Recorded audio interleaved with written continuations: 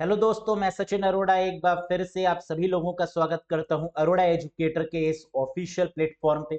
So I hope you all are doing great. आप सब बहुत बढ़िया होंगे।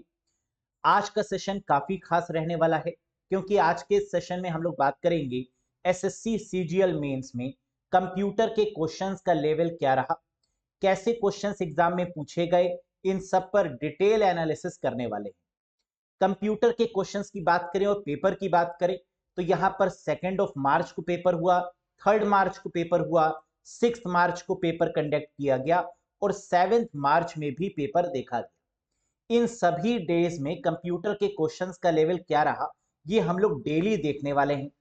आज के सेशन में हम लोग देखेंगे 2 मार्च में, 2 मार्च का जो एग्जाम रहा, इसमें कंप्यूटर का क्वेश्चंस का लेवल कैसा रहा। Questions no doubt moderate level के पूछे गए थे, लेकिन आपने अगर बढ़िया तरीके से पढ़ा होगा तो पेपर आपको समझ में आया होगा।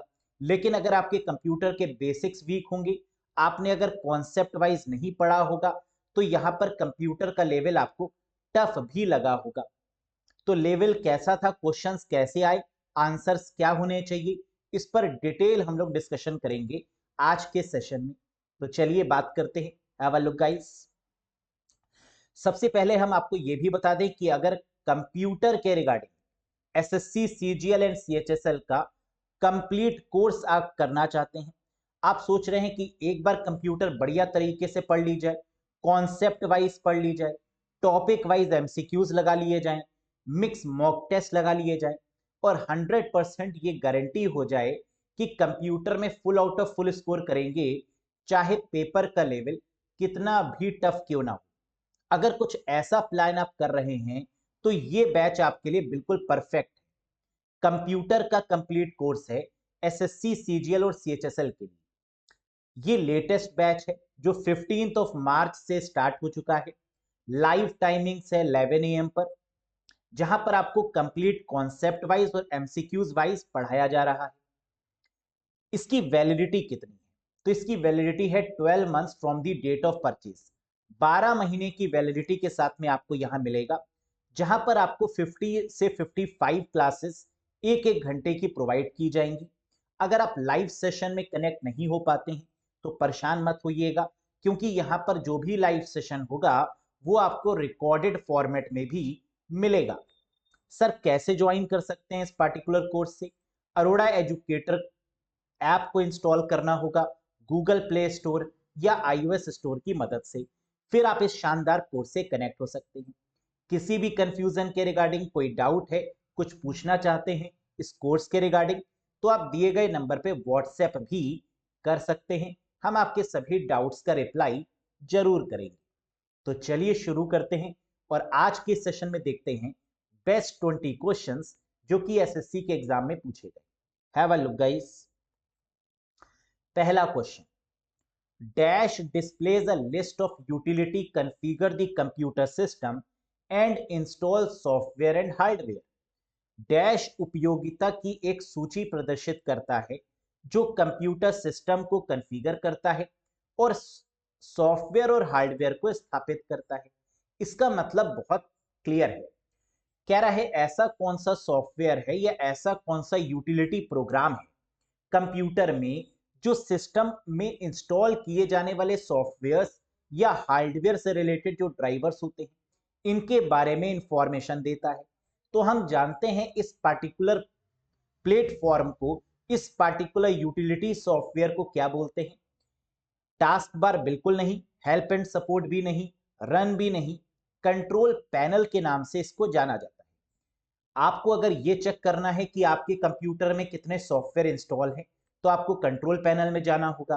किसी हार्डवेयर की सेटिंग को टेस्ट करना है तो कंट्रोल पैनल में देखना होगा। तो इसका मतलब कंट्रोल पैनल एक यूटिलिटी पार्ट है जिसमें इंस्टॉल सॉफ्टवेयर और हार्डवेयर की पूरी सूची यानी पूरा मेन्यू देखने को मिलता है। Very good. Question number 2, VGA जिसे वीडियो ग्राफिक्स एरे के नाम से जाना जाता है। तो क्वेश्चन कह रहा है VGA connector are those which connect the monitor to a computer's video card and has dash holes। Video graphic array connector वे होते हैं जो मॉनिटर को कंप्यूटर के वीडियो कार्ड से जोड़ते हैं। फिर से, जो मॉनिटर को कंप्यूटर के वीडियो कार्ड मतलब जहां से वीडियो आती है, उससे कनेक्ट करते हैं, जोड़ते हैं, और इसमें डैश छेद होते हैं। इसका मतलब क्वेश्चन में आपको यह बताया जा रहा है कि वीजीए क्या करता है ना। ये तो बता दिया क्वेश्चन में कि वीजीए कनेक्ट करता है किसको किससे, मॉनिटर को वीडियो कार्ड से कनेक्ट करता है। पहली बात। मुद्दे की बात जो इसमें पूछी जा रही है वो क्या, कि वीजीए में कितने होल्स होते हैं या कितनी पिंस होती हैं, तो आंसर है 15 पिंस। अब आप पूछेंगे कि सर वीजीए कनेक्टर कैसा होता है। इस तरीके का होता है वीजीए कनेक्टर, जिसमें 5 ऊपर होल होते हैं, फिर उसके मिडिल में 5 होल्स, फिर नीचे की तरफ 5 होल्स, यानी 5 + 5 + 5 टोटल 15 होल्स होते हैं वीजीए में। क्या ये बात समझ में आई आपको? Very good. क्वेश्चन नंबर 3 देखते हैं। While dash data transfer from the customer's machine to the server। Customer की मशीन का मतलब क्या है? जो हम लोग यूज करते हैं उसे कंज्यूमर या कस्टमर मशीन बोलते हैं या क्लाइंट बोलते हैं, और सर्वर का मतलब जो जहां से हम इंफॉर्मेशन को मंगवा रहे हैं वो सर्वर है। जैसे फेसबुक का एक सर्वर, हम कभी भी फेसबुक पे अपनी फोटोज को क्या करते हैं, अपलोड करते हैं। व्हाट्सएप पे अपनी फोटोज को क्या करते हैं, अपलोड करते हैं। तो इसका मतलब अपने कंप्यूटर से दूसरे के कंप्यूटर में डेटा को भेजना अपलोडिंग कहलाता है। जबकि डैश डेटा ग्राहक की मशीन से सर्वर में ट्रांसफर होता है, तो हमारी मशीन से सर्वर में ट्रांसफर करने को अपलोडिंग बोलते हैं। डाउनलोडिंग का मतलब जब हम सर्वर से क्लाइंट में यानी कस्टमर मशीन पे किसी भी इंफॉर्मेशन को मंगवाते हैं तो उसे क्या बोलते हैं गाइस, डाउनलोड कर रहे हैं। जैसे बड़ी बड़ी मूवीज को हम क्या करते हैं, डाउनलोड कर लेते हैं। किसी भी पीडीएफ फाइल को डाउनलोड कर लेते हैं अपने कंप्यूटर पर, यानी सर्वर से अपने कंप्यूटर पर डाउनलोड करते हैं और अपने कंप्यूटर से सर्वर पे अपलोड करते हैं। समझ में आया? Very good. Which of the following is not an example of email service provider? निम्नलिखित में से कौन सा ईमेल सेवा प्रदाता का उदाहरण नहीं है? आउटलुक माइक्रोसॉफ्ट का है। आउटलुक सर्विस प्रोवाइडर जो ईमेल की सर्विस प्रोवाइड करता है, जिसका पुराना नाम हॉटमेल हुआ करता था, जिसको सबीर भाटिया जी ने डेवलप किया था। ये मेल सर्विस प्रोवाइडर है। जीमेल गूगल का बहुत ही फेमस सर्विस प्रोवाइडर। येंडेक्स ये भी आपका बहुत फेमस सर्विस प्रोवाइडर है। तो इसका मतलब ये तीनों ही आपके मेल सर्विस प्रोवाइडर हैं। तो इसमें आंसर क्या होगा? All are mail service provider. Means Outlook भी आपका मेल सर्विस प्रोवाइडर है, जीमेल भी मेल सर्विस प्रोवाइडर है, और येंडेक्स भी आपका मेल सर्विस प्रोवाइडर है। तो आंसर क्या होगा? ऑल ऑफ दीज होगा। Next, which of the following keyboard shortcut is used to insert a hyperlink for the selected text in the MS Word? बहुत आसान क्वेश्चन। MS Word में चयनित text के लिए हाइपरलिंक डालने के लिए निम्न में से किस कीबोर्ड शॉर्टकट का उपयोग किया जाता है? MS Word की बात हो, MS Excel की बात हो, या फिर पावर पॉइंट की बात हो, और अगर हाइपरलिंक की बात कर रहे होंगे तो आंसर क्या होगा? Ctrl+K होगा। कंट्रोल के की मदद से हम किसी भी प्लेटफॉर्म में हाइपरलिंक को इंसर्ट कर सकते हैं। और हाइपरलिंक का मतलब क्या होता है? What is hyperlink? जब हम किसी लिंक पर क्लिक करते हैं तो उसी को ही हाइपरलिंक बोलते हैं, और क्लिक करने पर एक नया पेज ओपन हो जाता है, एक नया पेज नेविगेट हो जाता है। दिस इज कॉल्ड हाइपरलिंक, और इसकी शॉर्टकट की है Ctrl+K। क्लियर? कंट्रोल एम का इस्तेमाल मार्जिन के लिए किया जाता है। कंट्रोल जेड का इस्तेमाल किस लिए करते हैं? अंडू करने के लिए। कंट्रोल एच का इस्तेमाल किस लिए करते हैं? फाइंड एंड रिप्लेस के लिए। कुछ फाइंड करना है और कुछ रिप्लेस करना है तो कंट्रोल एच का इस्तेमाल करेंगे। जैसे 3 इडियट्स मूवी में कंट्रोल एच का यूज किया गया था फाइंड और रिप्लेस करने के लिए। क्लियर है? Next, which among the following is incorrect about laser printer. Laser printer के बारे में निम्नलिखित में से कौन सा गलत स्टेटमेंट है। हम लोग जानते हैं कि लेजर प्रिंटर एक नॉन इम्पैक्ट प्रिंटर है जो कि बहुत फास्ट प्रिंटर में काउंट किया जाता है। लेजर प्रिंटर की स्पीड को पीपीएम यानी पेजेस पर मिनट में मेजर किया जाता है। लेजर प्रिंटर में टोनर का इस्तेमाल किया जाता है, तो कार्टेज में जो पाउडर डलता है उसे क्या बोलते हैं, टोनर बोलते हैं। अब देख लेते हैं इसमें क्या क्या चीजें दी हुई थी। Can print multiple copies at a time. क्या लेजर प्रिंटर में एक समय पर मल्टीपल कॉपीज को प्रिंट किया जा सकता है। ये फीचर नॉन इम्पैक्ट प्रिंटर का नहीं है बल्कि इम्पैक्ट प्रिंटर का है। डॉट मैट्रिक्स, डेजी व्हील और लाइन, ये ऐसे प्रिंटर्स हैं जो मल्टीपल कॉपीज को बहुत तेजी से प्रिंट कर सकते हैं। तो इसका मतलब लेजर प्रिंटर का तो ये बिल्कुल भी काम नहीं होता, तो ये गलत हो गया। ये फास्ट स्पीड में काम करता है, बिल्कुल सही। थर्मल, इंकजेट, लेजर, ये जितने भी प्रिंटर होते हैं ये फास्ट स्पीड में काम करते हैं। Uses laser light for productive dot to form characters on a page, बिल्कुल सही बात है। लेजर लाइट का इस्तेमाल करता है लेजर प्रिंटर, तो ये पॉइंट भी करेक्ट है। Support multiple font and sizes, क्या ये अलग अलग फॉन्ट या अलग अलग साइजेस को सपोर्ट करता है, बिल्कुल वैलिड है। तो इसका मतलब जो इनवैलिड और इनकरेक्ट गलत स्टेटमेंट है वो क्या है, can print multiple copies at a time.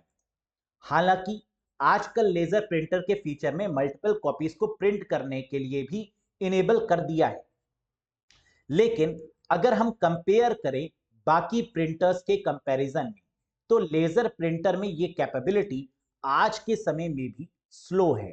तो कंपेयर करना पड़ेगा।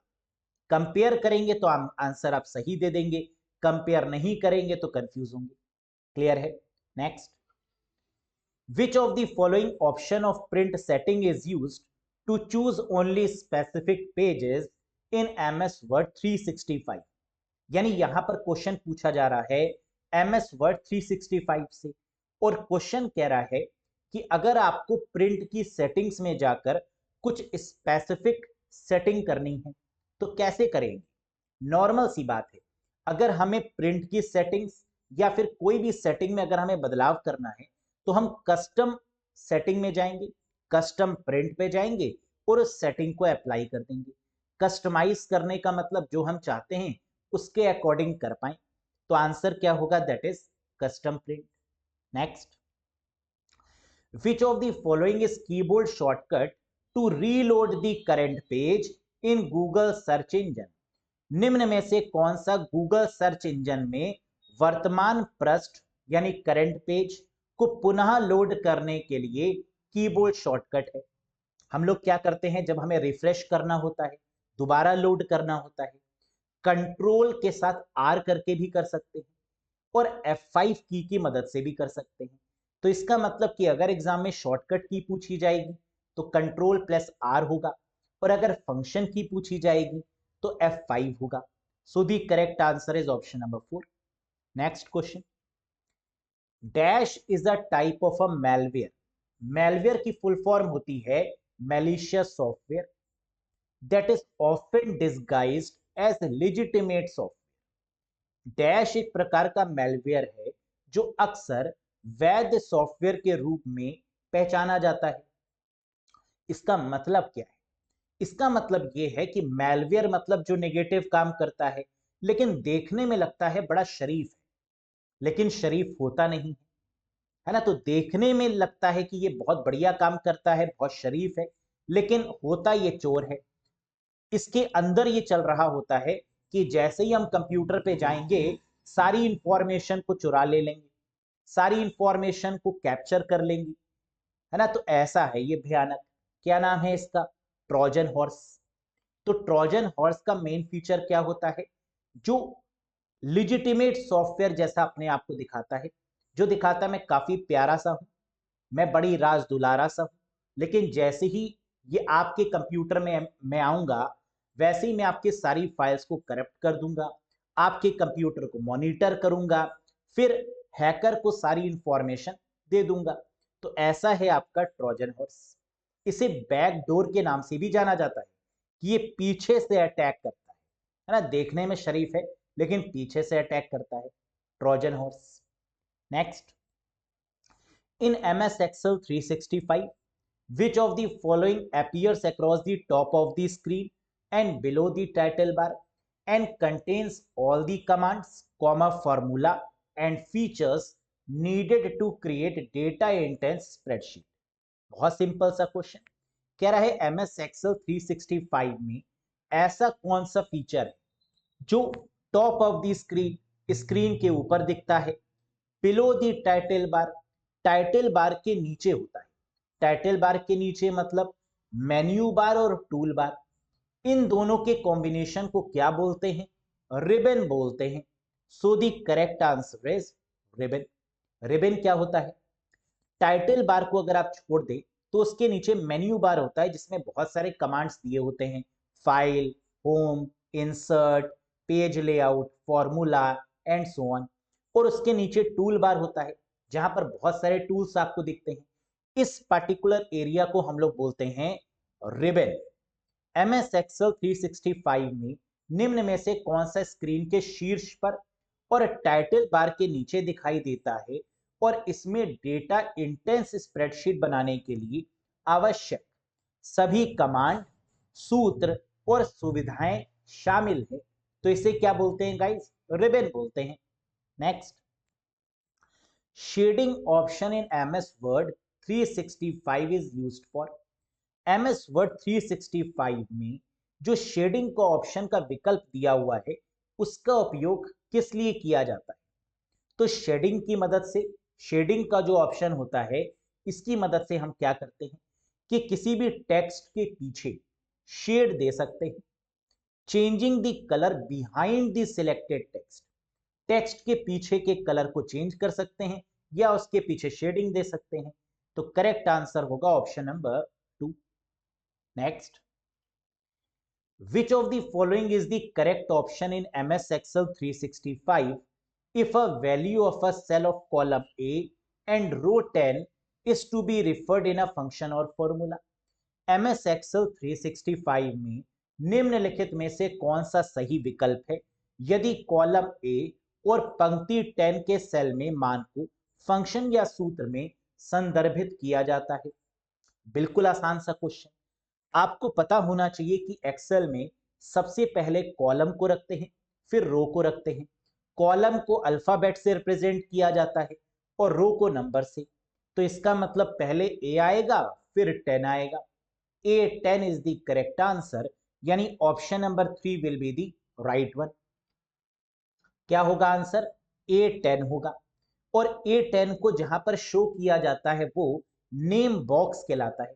तो जब भी आप A10 वाले सेल को सिलेक्ट करेंगे तो उसे क्या बोलेंगे? नेम बॉक्स, जहां पर ये सेल का एड्रेस आपका दिखाई देता है। लेकिन इस क्वेश्चन का आंसर जो दिया गया था वो दिया गया था A:10, जो कि गलत है। तो गलत ये आंसर दिया गया था, इसके बिहाफ में आपको एक्स्ट्रा मार्क्स जरूर मिल गए होंगे। ठीक है, तो आंसर क्या था इसका? Option number 3, that is the right one. The memory unit that communicates directly with the CPU is called dash memory. बताओ, 20 क्वेश्चन इनको बनाने थे, उसमें भी इन्होंने आंसर गलत कर दिए, है ना। कम से कम 20 क्वेश्चन तो सही बना लिए होते। चलो, कह रहा है the memory unit that communicate directly with the CPU is called. वो मेमोरी जो CPU के साथ डायरेक्टली कम्युनिकेट करती है वो कौन सी है? वह मेमोरी यूनिट जो सीधे CPU के साथ संचार करती है उसे क्या बोलते हैं? अब देखो, सबसे पहले रजिस्टर होती है, रजिस्टर के बाद कैशे होती है, कैशे के बाद रैम होती है। अगर इस सीक्वेंस को फॉलो करें, कॉन्सेप्ट को फॉलो करें, तो CPU से जो डायरेक्टली कम्युनिकेट कर रही है वो कैशे है और कैशे के बाद रैम है। इसका मतलब कि इस क्वेश्चन का जो बिल्कुल अल्टीमेट आंसर होना चाहिए था वो होना चाहिए था कैशे मेमोरी। अगर कैशे नहीं होता ऑप्शन में तो आंसर होता मेन मेमोरी। लेकिन यहां भी इन्होंने गलत ऑप्शंस दिए हैं और आंसर क्या चूज कर लिया है? मेन मेमोरी, जिसको रैम बोलते हैं, है ना। तो देखो यहां पर भी कंफ्यूजन है, या तो ये ऑप्शन में कैशे मेमोरी ना देते। अगर इन्होंने कैशे मेमोरी दे दिया है तो पहला प्रेफरेंस इनको क्या मानना चाहिए था, कैशे मानना चाहिए था। लेकिन मुझे पता नहीं किसने ये पेपर सेट किया है जिसको इतनी सी भी नॉलेज नहीं थी कि डायरेक्टली कम्युनिकेट करने वाली सीपीयू से जो मेमोरी है वो कैशे हो चुकी है। कैशे अगर आंसर नहीं है तो वो कब नहीं है, जब मेन मेमोरी ऑप्शन में होता और कैशे नहीं होता। कैशे नहीं होता तो आंसर मेन मेमोरी हो जाता, लेकिन यहां पर कैशे है तो इसकी पहली प्रायोरिटी आपको क्या देनी थी, कैशे, फिर देनी थी मेन मेमोरी, है ना। लेकिन अगर कॉन्सेप्ट में गड़बड़ा जाएंगे तो आंसर गलत हो जाएगा, है ना। तो देखिए जिसने भी ये पेपर सेट किया है ये तो डैम श्योर है कि वो अपडेट नहीं है ना। उसको ये नहीं पता है कि कंप्यूटर किस तरीके से काम करता है। फिलहाल which among the following statement is incorrect, निम्नलिखित में से कौन सा कथन बिल्कुल गलत है। Cache memory keeps the program that can be run in a short amount of time.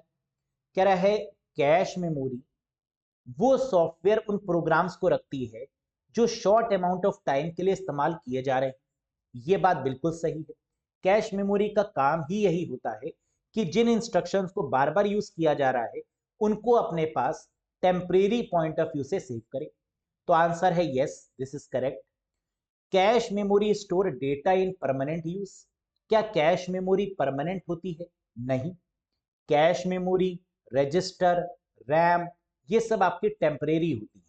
तो करेक्ट आंसर ये नहीं होगा, यानी ये स्टेटमेंट आपका रॉन्ग है। Cache memory is faster than main memory. क्या कैशे मेमोरी रैम से फास्टेस्ट है? बिल्कुल सही। सबसे फास्टेस्ट रजिस्टर है, फिर कैशे है, फिर रैम है। इसका मतलब कैशे मेमोरी आपकी मेन मेमोरी यानी रैम से फास्टेस्ट है। तो ये स्टेटमेंट भी बिल्कुल करेक्ट है। The size of cache is usually small. क्या कैश मेमोरी का साइज जनरली छोटा होता है? बिल्कुल छोटा होता है। तो ये स्टेटमेंट भी करेक्ट है। तो इसका मतलब इस क्वेश्चन का करेक्ट आंसर है cache memory store data in permanent use.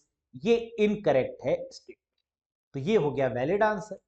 Next, dash cookies track you and expose your privacy. ऐसी कौन सी कुकीज है जो आपको ट्रैक करती है और आपकी गोपनीयता को उजागर करती है? कुकीज का काम क्या होता है? ये एक तरीके की टेक्स्ट फाइल होती है जो सर्वर भेजता है और क्लाइंट यानी ब्राउजर पर स्टोर होती है। तो कुकीज क्या है? एक टेक्स्ट फाइल जिसे भेजता कौन है? सर्वर। जो स्टोर कहां पर होती है? क्लाइंट यानी ब्राउजर पे। और ये करती क्या है? ये ट्रैक करती है हमारी एक्टिविटीज को कि हम ब्राउजर पर या इंटरनेट पर क्या कर रहे हैं। इसको ट्रैक करने के लिए कुकीज का यूज किया जाता है। तो ऐसी कुकीज को बोलते हैं थर्ड पार्टी कुकीज, जो ट्रैक करती हैं, ये देखती हैं कि हम इंटरनेट पर क्या कर रहे हैं, इन सारी एक्टिविटीज को स्टोर करती हैं और सर्वर को भेज देती हैं बिना हमारी परमिशन। ये आती भी बिना हमारी परमिशन के हैं और बिना हमारी परमिशन के सर्वर को सारी इंफॉर्मेशन भेजती जाती है। ये है that is called third party cookies. Next, which among the following statement is incorrect, निम्नलिखित में से कौन सा कथन गलत है? ऐसे क्वेश्चंस को करने के लिए आपके पास में बहुत ही अच्छी नॉलेज होनी चाहिए, तभी आप बता पाएंगे कि कौन सा स्टेटमेंट गलत है या इनवैलिड है। आइए देखते हैं। Trojan self replicate other files. क्या ट्रोजन हॉर्स अपने आप को रेप्लिकेट करता है, अपनी कई सारी कॉपीज बनाता है? बिल्कुल नहीं। वायरस रेप्लिकेट करता है और वॉर्म सेल्फ रेप्लिकेट करता है, जबकि ट्रोजन हॉर्स रेप्लिकेट नहीं करता। तो ये स्टेटमेंट गलत हो गया। Trojan spread through user interaction such as opening an email account. क्या ट्रोजन हॉर्स ईमेल के थ्रू आ सकता है? बिल्कुल आ सकता है। तो ये स्टेटमेंट करेक्ट है। Trojan looks like a legitimate software. क्या ट्रोजन हॉर्स, लेजिटिमेट का मतलब अपने आप को शरीफ दिखाता है लेकिन होता नहीं? बिल्कुल सही बात है। अभी हम लोग ने डिस्कस किया कि बड़ा शरीफ दिखाता है, लेजिटिमेट दिखाता है अपने आप को। Some trojan creates a backdoor to give malicious user access to the system. क्या कुछ ट्रोजन पीछे से भी आते हैं, बैकडोर से भी आते हैं, जो आपके कंप्यूटर को पूरे तरीके से एक्सेस कर लेते हैं। बिल्कुल सही बात है, बैकडोर ट्रोजन्स के नाम से इनको जाना जाता है, जो हमारे कंप्लीट सिस्टम को एक्सेस कर लेते हैं। तो यानी ये स्टेटमेंट भी वैलिड है। तो करेक्ट क्वेश्चन में क्या पूछ रहा था कि इनमें से कौन सा स्टेटमेंट गलत है, इनकरेक्ट है। तो फर्स्ट वाला स्टेटमेंट पूरी तरीके से गलत है, ये सेल्फ रेप्लिकेट नहीं करता, अपनी खुद की कॉपीज क्रिएट नहीं करता। नेक्स्ट क्वेश्चन नंबर 70, बताइए। Dash is a passage to connect to network that may work on different networking models.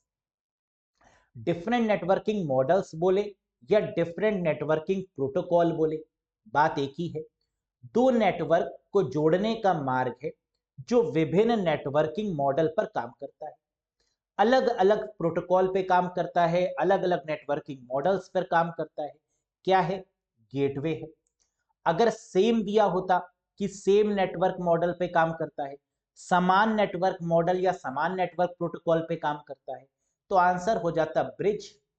लेकिन यहां पर दिया है डिफरेंट पर काम करता है, तो आंसर हो जाएगा गेटवे, है ना। बहुत ही कॉमन क्वेश्चन, बहुत सारे एग्जाम्स में पूछा जाता है, बहुत इंपॉर्टेंट क्वेश्चन भी है।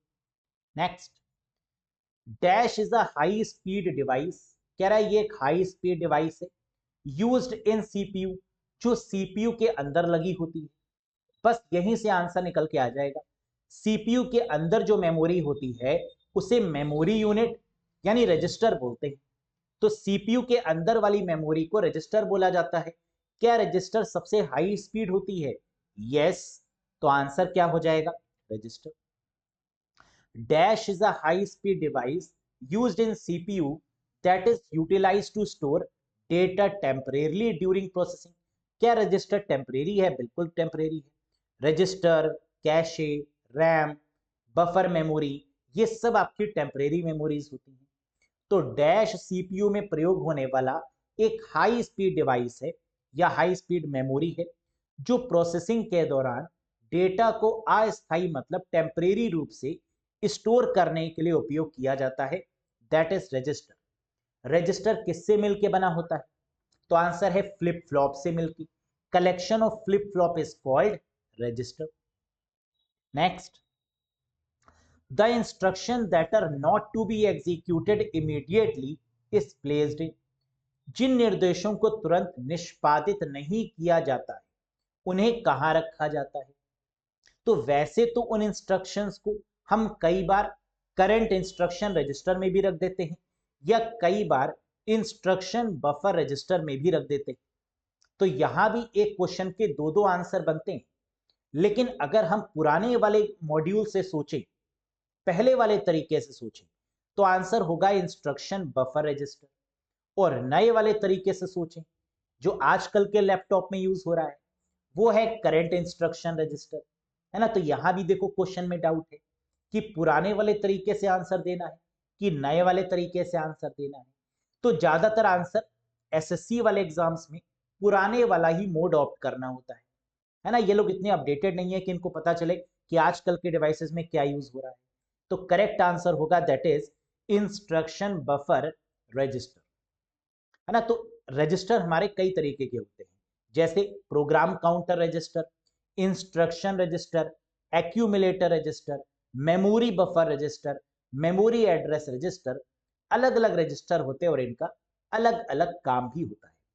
नेक्स्ट, लास्ट क्वेश्चन जो एग्जाम में पूछा गया, dash is also known as electronic disk. Dash को इलेक्ट्रॉनिक डिस्क के रूप में भी जाना जाता है। क्या है? जिसे इलेक्ट्रॉनिक डिस्क बोलते हैं। USB stick, USB hard drive, solid state drive, network storage server. Correct answer होगा एसएसडी, सॉलिड स्टेट ड्राइव, जिसको फ्लैश मेमोरी भी बोलते हैं और जिसे इलेक्ट्रॉनिक डिस्क के नाम से भी जाना जाता है।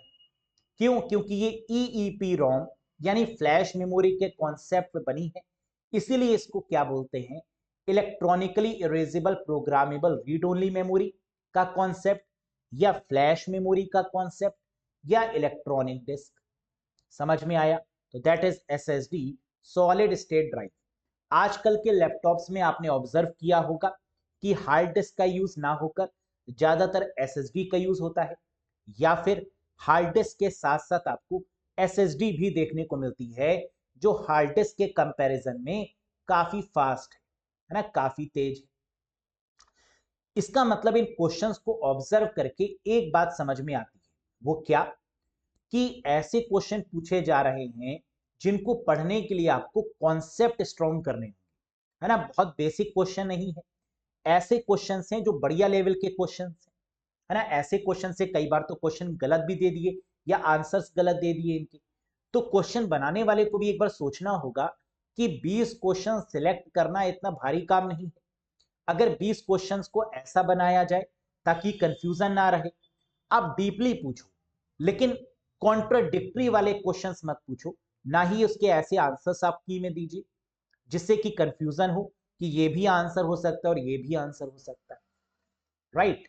तो इसका मतलब एक चीज तो डैम श्योर है कि उनका मकसद ये है कि कंप्यूटर में लेवल को बढ़ा दो जिससे कि मैक्सिमम कैंडिडेट्स कंपटीशन से बाहर हो जाए, है ना। क्योंकि मैथ्स हर कोई पढ़ रहा है, बाकी सब्जेक्ट्स हर कोई पढ़ रहा है, लेकिन कंप्यूटर जैसे सब्जेक्ट में इसको इतना टफ कर दो ताकि कैंडिडेट इसको छू भी ना पाए, है ना। ये भी एक मोटिव है कि जो अच्छे तरीके से पढ़े कंप्यूटर वही इस पेपर को क्वालिफाई कर पाए। तो अगर आप डिटेल में कंप्यूटर पढ़ना चाहते हैं कॉन्सेप्ट वाइज, और अगर आपको लगता है कि आपकी कंप्यूटर का लेवल थोड़ा वीक है ना, क्यों ना एक बार चीजों को, कैश मेमोरी क्या होती है, कुकीज क्या होती हैं, मेमोरीज का सारा कॉन्सेप्ट, एमएस ऑफिस से रिगार्डिंग ऑफिस 365, माइक्रोसॉफ्ट 365, ऑफिस के latest version, Word, Excel, PowerPoint, internet, software, database, networking जैसे बहुत सारे टॉपिक्स को अगर आपको पढ़ना है डिटेल में, और आप चाहते हैं कि अगली बार जब पेपर हो तो कंप्यूटर में full out of full score, फिर से full out of full score, तो ये रिस्पॉन्सिबिलिटी मेरी है। एक बार बस आपको ट्रस्ट करना है, बढ़िया तरीके से पढ़ना है, पीडीएफ की मदद से बार बार रिवाइज करना है, वीडियोस को देखना है, जितनी बार आप चाहें उतनी बार देखिए, है ना। फिर आप देखिए कि आपके full out of full marks आते हैं या नहीं। मॉक भी हम करवाएंगे, रिवीजन भी हम करवाएंगे, प्रीवियस ईयर क्वेश्चंस जितने भी पूछे गए उनमें जो टॉपिक्स ज्यादा पूछे गए उनको बहुत डिटेल में करवाएंगे ताकि आगे आने वाले सेशंस में आपको जरा भी दिक्कत ना हो। ऐप इंस्टॉल कर सकते हैं अरोड़ा एजुकेटर के नाम से और कनेक्ट हो सकते हैं इस पार्टिकुलर बैच के साथ। सेशन कैसा लगा लाइक करके जरूर बताइएगा, चैनल पर नए हो तो सब्सक्राइब जरूर करिएगा, और वीडियो अगर पसंद आई हो तो एक बार शेयर कर दीजिएगा अपने सभी ग्रुप्स में। Thank you very much, bye bye and take care. बहुत जल्द हाजिर होंगे नेक्स्ट वीडियो की एनालिसिस के साथ। ये तो था 2 मार्च वाला पेपर, 3 मार्च, 6 मार्च, 7 मार्च जो भी एग्जाम आपका कंडक्ट हुआ है उनकी डिटेल एनालिसिस के साथ में हम यहां पर आपको अवेलेबल मिलेंगे। Thank you very much guys, bye bye and take